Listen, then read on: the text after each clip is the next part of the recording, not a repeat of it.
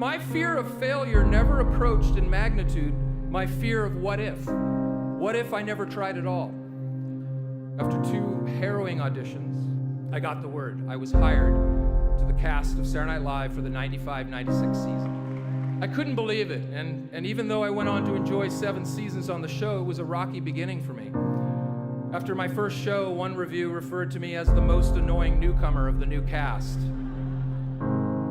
Someone showed this to me, and I promptly put it up on the wall in my office, reminding myself that to some people, I will be annoying. Some people will not think I'm funny, and that's okay.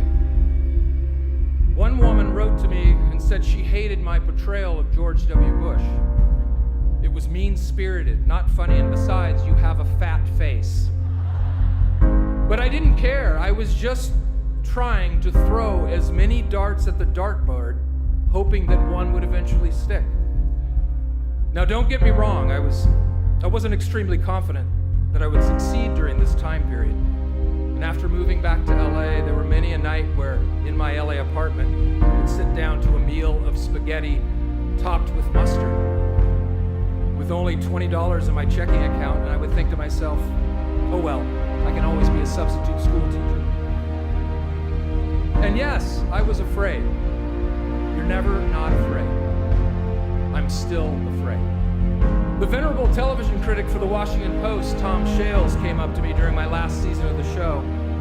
He told me congratulations on my time at the show, and then he apologized for things he had written about me in some of his early reviews of my work. I paused for a second before I spoke, and then I said, "How dare you, you son of a bitch?" I could tell this startled him, and then I told him I was kidding, and that I'd never read any of his reviews. It was true, I hadn't read his reviews. In fact, I didn't read any reviews because, once again, I was too busy throwing darts at the dartboard, all the while facing my fears. Even as I left SNL, none of the studios were willing to take a chance on me as a comedy star. It took us 3 years of shopping Anchorman around before anyone would make it.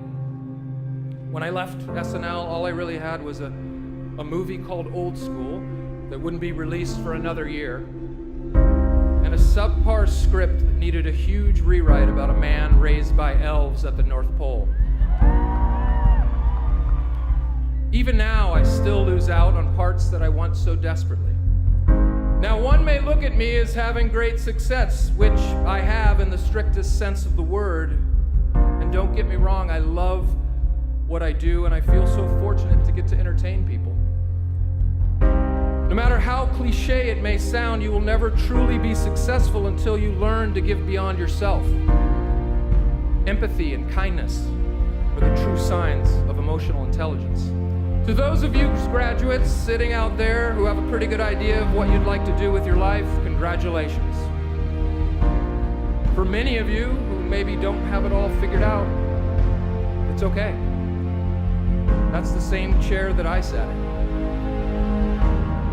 Enjoy the process of your search without succumbing to the pressure of the result. Trust your gut.